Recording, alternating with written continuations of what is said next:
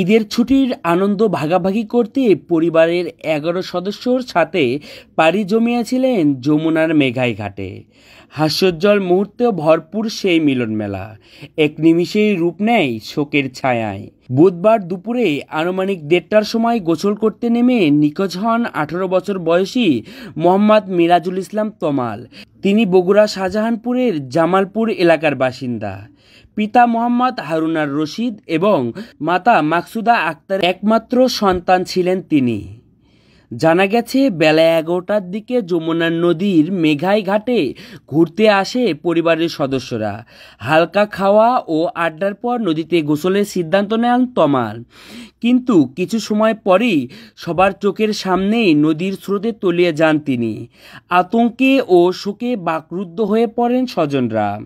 খবর পেয়ে ঘটনাস্থলে পৌঁছায় গাজীপুর ফায়ার সার্ভিস ও ডুবুরি দল। এখন পর্যন্ত উদ্ধার কাজ অব্যাহত রয়েছে। তবে শেষ খবর পাওয়া পর্যন্ত তমালের মরদেহ উদ্ধার করা সম্ভব হয়নি। ফায়ার সার্ভিস জানান, যমুনার এই অংশে স্রোত প্রবল এবং নদীর গভীরতাও বেশি। উদ্ধার কাজের কিছুটা সময় লাগছে।